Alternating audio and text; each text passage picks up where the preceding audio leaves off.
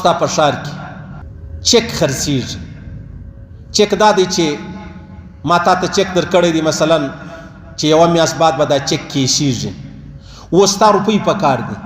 بل سړی تا ته وایي داسې وکړه 1,00,000 روپۍ دی، زه به تا ته 90,000 روپۍ نغدې درکړمه، دا چک ما ته راکړه، یوه میاشت بعد به زه چش وکړمه، زه به 1,00,000 روپۍ چې دی هغه وصول کړم. دا وچ کلک سود دی، حرام دی، د الله او د رسول سره اعلان جنگ دی. یا کله کله داسې خلک ستا مطلب په دې ښار کې ملکانو خانانو په نومو باندې راواخله، هغه داسې دي چې زما مثلا په تا په روپۍ باندې دي، روپۍ مې باندې دي 15,00,000 روپۍ، زه دا ملک و بدماش و خان لره ورسه زور ته زما پر د 15,00,000 روپۍ باندې دي. دی وایي ته داسې وکړه زه به تا ته 2,00,000 روپۍ درکړم، نور ما او کار سره پرېږده، بس ما ته یا و تا ته خدا نه خواسته 2,00,000 روپۍ راکړي، چې راکړي بیا هغه سړي څه دی 15,00,000 روپۍ وصولي. دې ته اصل سود وایي. دا هغه سود دی چې الله رب العزت خپل امر او حکم دا کړی، دا اعلان جنگ دی. او زموږ په معاشره کې دا خبرې روان دي. یاره مجبوره یم، یاره په رضا یې ورکوم.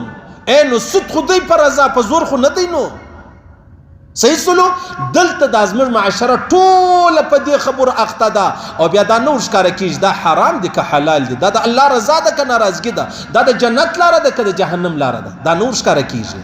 هر څوک چې دا کار کوي قطعا به نه کوي، په هیڅ صورت به نه کوي. کې کوي دا سود دی، کې کوي د الله رسول فرمایي 1 روپۍ د سود خوړل 14 واره بدکاري او بېلاري کول، مخ تورول دومره ګناه نه لري، دومره ګناه نه ده 14 واره لکه 1 روپۍ د سود خوړل.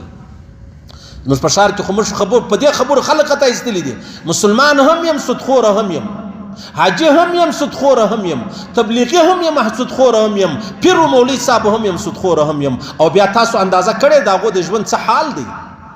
الله دې موږ وساتي، الله پاک دې هر مسلمان وساتي، الله پاک دې هیڅ مسلمان ته توفیق نه ورکوي چې هغه چش وکړي، هغه سود وکړي، هغه د سود معامله وکړي، هغه د سود کاروبار وکړي.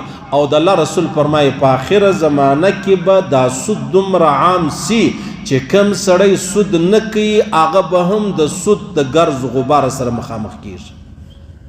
لکه زما استاد بینک مسلې راواخله، څونه مسلې ټول تقریبا په سود روان دي.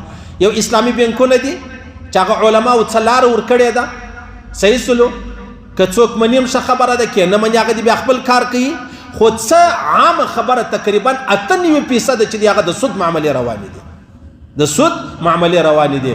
نو داسې دا چک رانیول یا دا پور رانیول، دا پور په ما ورسېدی تا ته به زه 2 روپۍ درکړم، دا حرام دي، دا ناجایزه دي. دا که سړی جایزه وبولي انسان کافر کېږي، که جایزه وبولي انسان جهنمي کېږي، که جایزه وبولي انسان له ایمان او له اسلامه چې دی هغه خلاصېږي.